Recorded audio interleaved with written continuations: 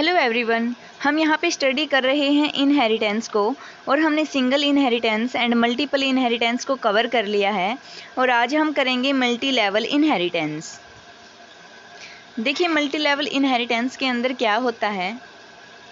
In the multi level inheritance a derived class will inherit a base class and as well as the derived class also act as the base class to the other class. In other words, multi-level inheritance is a process of deriving a class from another derived class. Means that जैसे हमारे पास मान लो कोई class है that is base class, existing कोई class है हमारे पास पहले से, तो उसकी प्रॉपर्टीज़ को यूज़ करके, उसकी प्रॉपर्टीज़ को इनहेरिट करके मैं क्या करना चाहती हूँ, कोई क्लास को डिराइव करना चाहती हूँ। मान लो वो नेक्स्ट हमारे पास कोई क्लास आ गई। अब क्या करना है, जो नेक्स्ट मेरे पास डिराइव्ड क्लास आई है उसी क्लास को बेस क्लास मान के फर्दर मैं कोई क्लास डिराइव करती हूँ। तो ये जो ऐसे लेवल बनते जाते हैं उसको कहते हैं multi level inheritance.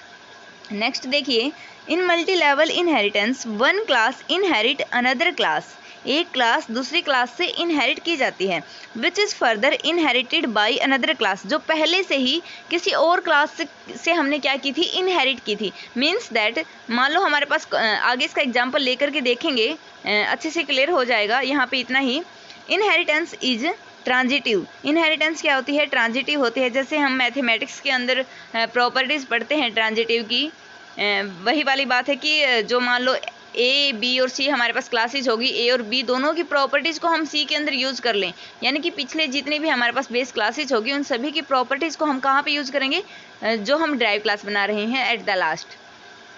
Inheritance is transitive so that the last derived class acquire all the member of all it's base classes.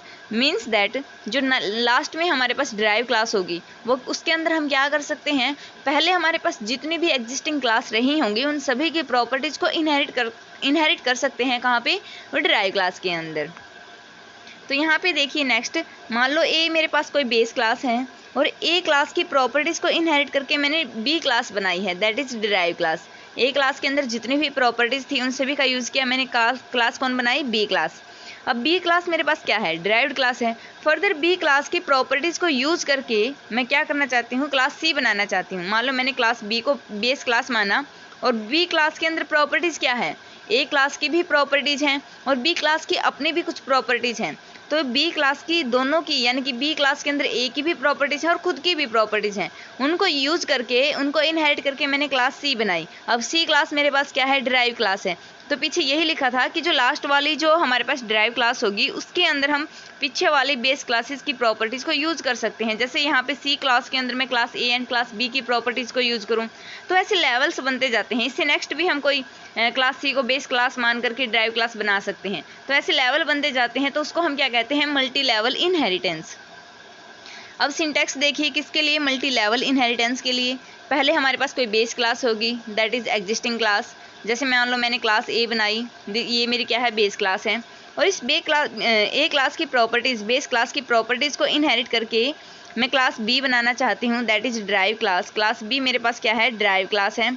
और इसका वही सिंटैक्स है जैसे हम ड्राइव क्लास को बनाते हैं। जैसे पहले क्लास कीवर्ड लिखेंगे, फिर हम ड्राइव क्लास को जो नेम देना चाहते हैं वो लिखेंगे। जैसे मैंने यहाँ पे कैपिटल बी लिखा है, देन कोलन आएगा, विजिबिलिटी मोड, किस विजिबिलिटी मोड के अंदर हम बेस क्लास की प्रॉपर्टीज़ को इनहेरिट करना चाहते हैं क्लास बी के अंदर।